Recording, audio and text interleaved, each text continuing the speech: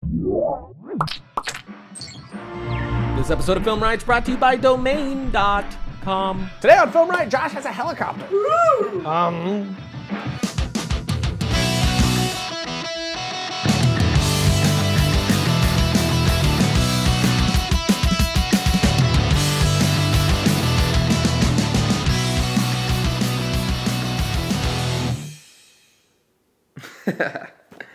Yeah.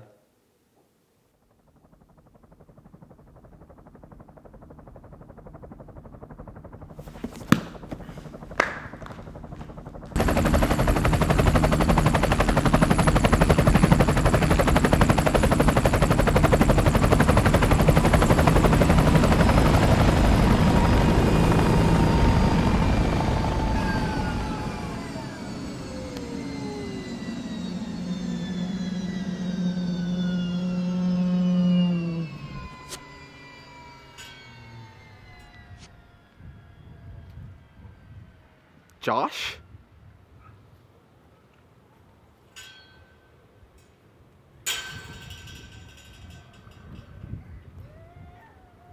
Hey, Eris.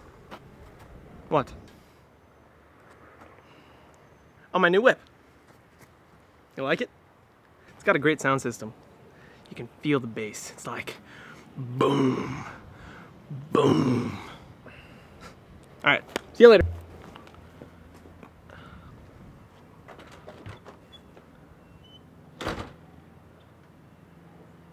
I want to fly it.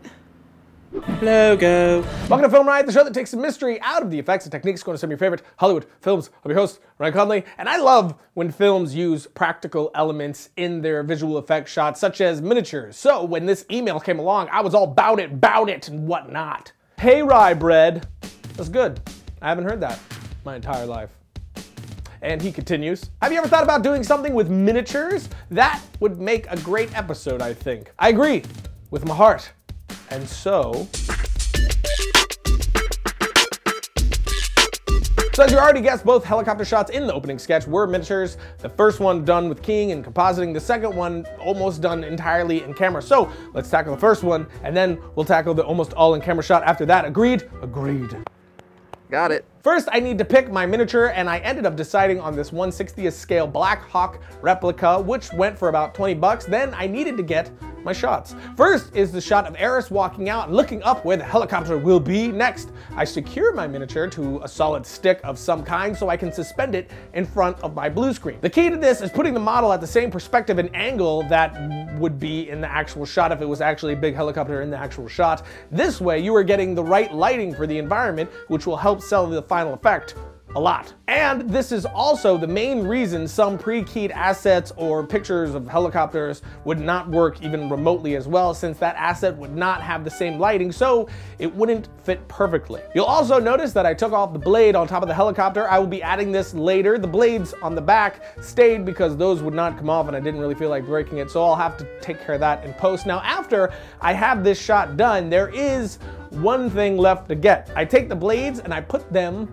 on my green screen, take a quick shot, and I'm ready for post. In After Effects, I bring in all my footage, Eris on the bottom, then the helicopter above that, key this shot, then add the blades above that, and I will key that out as well. Now, we will pre-comp both of these. In that pre-comp, I will mask out the back blades and the stick, then fix the center point on the blade, and keyframe the rotation to spin like crazy. Now, I'll duplicate the blade and move one of those layers to match up in the back where the back blades used to be. Next, turn on 3D for the other blade layer and line it up where the top blades should be. Now turn on motion blur for both of those layers and you have this. Now we go back to our main comp and can add whatever movement to the helicopter that we want. After this, I add some flares to help it all fit together and a little smoke from Action Essentials. Now I will pre-comp one more time and add a camera movement to the shot as an entirety using Wiggler. The final step is, of course, my color grade, and we have... It's a great technique that I wish I had a little more time with, though I do like how it came out, a little extra TLC, and I think this technique would be really great, and it is a lot of fun. But now, we're gonna thank the peeps that make this show happen, and then we're gonna do the second shot, which again, was almost entirely in camera. What the F is TLC? Tender love and care. Also a really terrible R&B band from the 90s. Domain.com is in fact the place to go if you're looking to get yourself a domain name or web hosting on the nets of inters, whether you're making a website about your feet because you think your feet are sexy, or your hands because your hands are sexy. Why would anyone do that? I don't know the type of stuff people are into, dude, and I'm not a judgmental person like you are. Domain.com is the place to go to get that stuff by far. They got the clutter-free service and the domain discovery system to help you pick the right name for your feet or hand website, whatever it is. It's helpful, it's fun, it's awesome. Let's sweeten that deal with some sweeteners, shall we? Use the coupon code FilmRight at checkout and you score 15% off your domain name and web hosting for your feet and or hand website. No one would do that. So if you're looking to build a presence on the web using your feet or hands, do it through Domain.com. Logo. Okay, so how did we pull this one off? Well, like this. I used forced perspective to pull the shot off and make the helicopter look like it was behind Josh, which again I did by suspending the helicopter on a stick and positioning it where I needed to with the camera close to the helicopter and Josh extremely far from the camera. And then I moved the camera around to make sure I was getting the right perspective for the helicopter and the background. And of course I had to set my f-stop as high as possible. I was shooting on f22 to get as deep focus as possible, so both Josh being far away from the camera and the helicopter being so close were both relatively in focus. But now we need to grab a clean plate like so, then we can bring it all into After Effects for the finishing touches. Inside After Effects, I will grab my shot, then my clean plate, grab the masking tool, drop the opacity, and mask around the pole. Then I will feather and jack the opacity back up. Next, I will duplicate my helicopter layer, mask it out, and then add brightness and contrast to turn the layer completely black. Then I will flip it and position it to be the shadow of the helicopter on the ground. Now change the blending mode of that layer to soft light and drop the opacity to make your shot look like it has a shadow in it from the helicopter. Es your boo-boo. Y te la bande. El baño.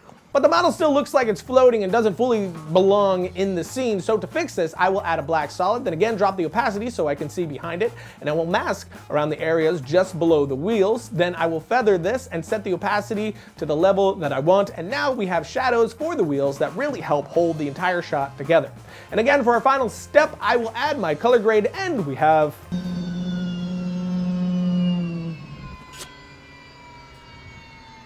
I was much happier with this shot than the last, even. I love getting things as much in camera as possible. It just always works out better and is a lot more fun. But there you go, a really cool technique that you can use for your films. Grab yourself some convincing models and add great props into your film. You could do this same thing with jets, cars, boats, whatever. It is a super old school technique that still works really great. So give it a shot and have a blasty.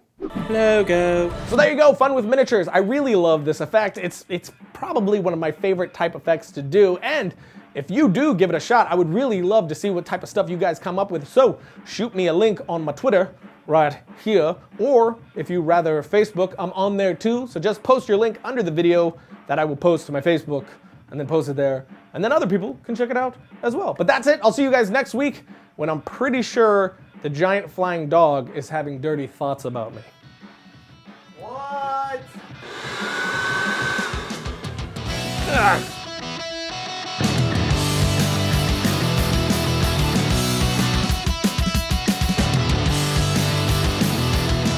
Thanks for hitting me in the wiener. Got it.